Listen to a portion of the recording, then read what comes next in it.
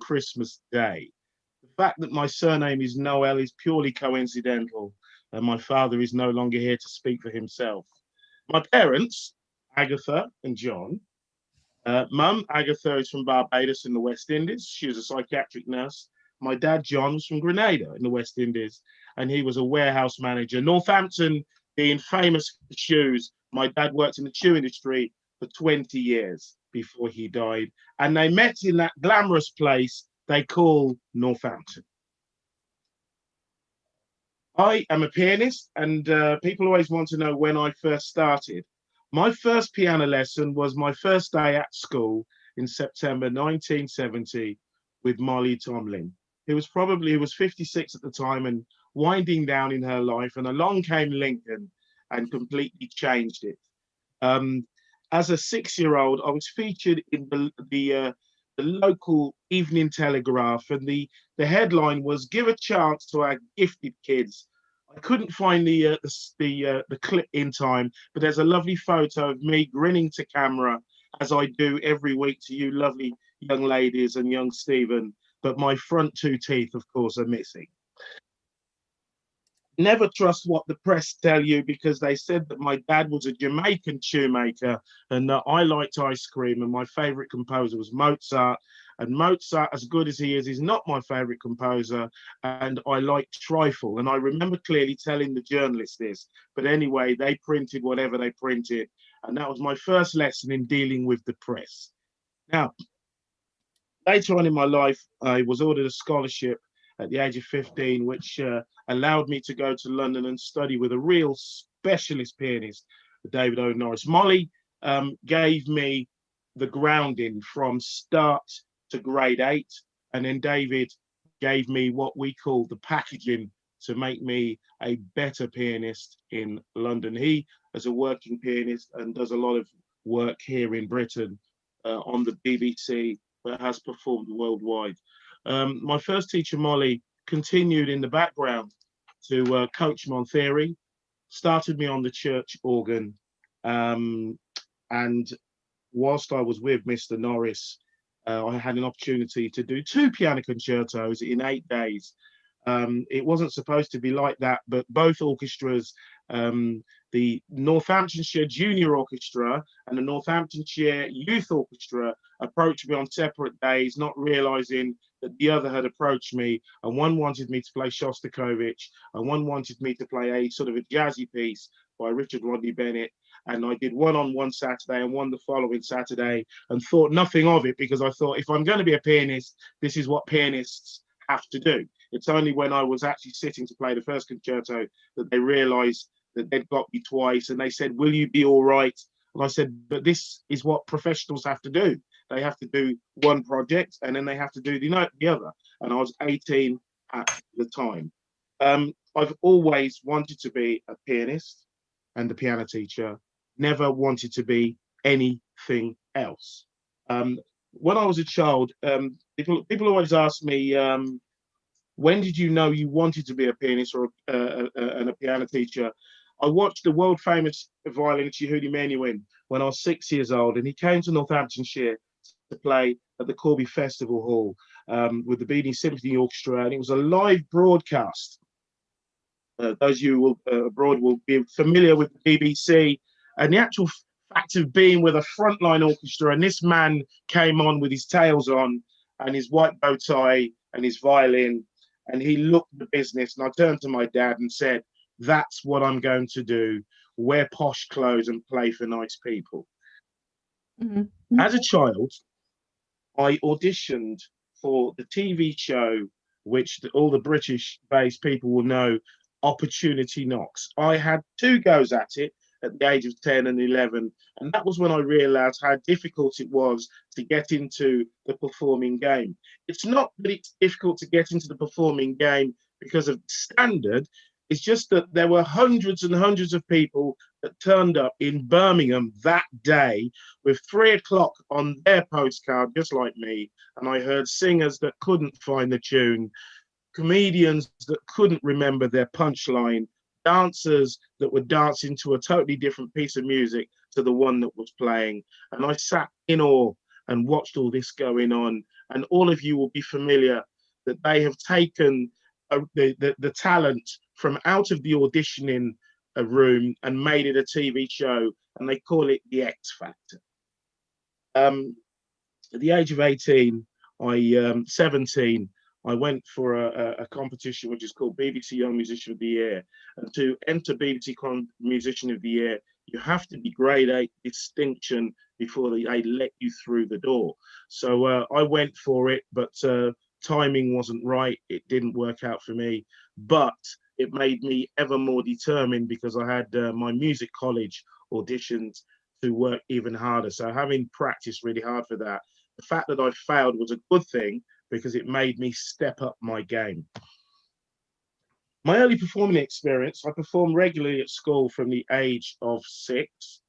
At my church, this is politically not good, but I didn't care. I appeared on stage with the church's black and white minstrel show from 1973 to 1979.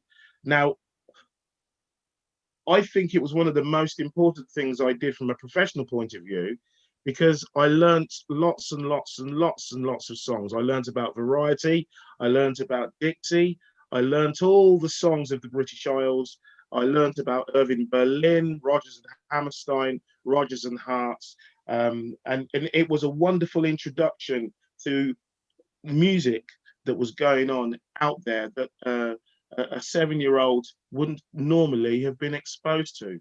So whilst people have had great issues with the fact of people blacking up, I just saw a great show of entertainment, and the world changed, and it became the show was disbanded shortly after I left in the 80s. But in the later years, they didn't black up. My first church service as a pianist was in 1977, and I played my first wedding as a 13-year-old in July 1979. I actually thought that I was getting a delivery of a racing bike when there was a rap at the door, and I rushed to the door, and there was my chain-smoking vicar with clutching some music with the bridal march and the wedding march, and he said to me, "Can you play these 2 tunes?" And I just said yes and played them to him. He said, "Great, would you do a wedding for me?" I said yes. I said, "When is it?" This was Thursday in July. I said, "When is it?" And he said, "Saturday." I said, "That's in 2 days' time." So I didn't have an opportunity to think about that first wedding, and to find out all the details, you'll have to wait until I release my book in the new year, when I talk all about it, and all, of course, the 41 years that followed. I nearly chose professional sport, actually. I was a very good footballer, and I was the captain of every football team I played in. I also played cricket. Football-wise, I was in the same position as David Beckham, and I know that everybody knows who he is. I do believe that David Beckham followed me very closely and then modelled himself on me, which is why he became a great success. I was a really good fast bowler. For those of you in England will remember the West Indies team had a fast bowler called Michael Holding, and I was very similar to him. I was also a very, very fast sprinter. And one schoolboy that I regularly beat is a young lad from Northamptonshire called Derek Redmond, who went on to beat the British record. And Derek, everybody will remember Derek in the 1992 Barcelona Olympics, was running round the track and his hamstring went, and his father helped him over the line. He was determined to finish the race, and Derek was crying his eyes out with his father Jim helping him over the line. That was Derek. He 3 years earlier became the world champion as part of his 4x400 meter relay team. They beat the Americans. Derek was teamed with Chris Akabusi, who's well known to us in Britain, Roger Black, who's a TV personality, and another sprinter, very quick as well, called John Regis. This is my family. This is my wife and I on our wedding day. We are seaside mad, which is why we hired a carousel, because we couldn't get married at the seaside. And at our wedding, we gave everybody a stick of rock with our names in. So if I'm not at the meeting, ever missing at the meeting, and I'm not playing the piano, and I'm not watching football, I will be at the seaside. My wife I met in 2002. She hired me to play at her mother's 60th birthday party, and everybody in the room was impressed except her. But she had a lovely red top on, which I complimented on her on, and said that I wanted to see it again. And she rolled her eyes and said, "If you want to see it again, you can take me out for dinner." So she put her phone number on the back of the envelope, and the rest is history. We've got three daughters. One is in heaven. Grace was stillborn. She was a twin to Alice, who is now 11, and Lucy, who is 14. At the age of 18, I studied at the Royal Academy of Music from 1984 to 1988. I had two very tough teachers. They would have to be tough to keep me in order. Armenian Narine Arachunian, who smoked for every minute of every lesson. And I always knew I'd made a mistake, because she would have about 10 foot of ash on the end of her cigarette.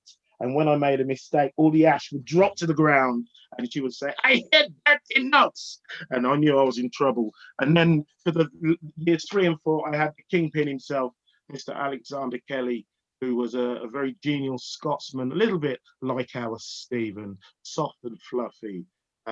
His bark was way worse than his bite. And he taught me how to play the piano for a living. At the beginning of my musical journey, of course, I saw Yehudi Menuhin, and I was very, very proud that it was he that gave me my qualification when I graduated from the Royal Academy of Music. Of course, he was a Sir Yehudi Menuhin, so I apologise to Yehudi Menuhin, who has since passed on to higher service. Lincoln? Yes. I'm sorry, but you are way over time, my good friend. I knew you would struggle to fill 10 minutes. I'm just on my last slide. I'll just say that I've had an unbroken career from 87 to now. Made my debut in the West End and played my first jazz gig in the West End, Ain't Misbehaving, 72 Hours Notice, and I have rolled on since then. All I'll say is that I'm the only pianist I know who networks regularly. And thank you very much for watching.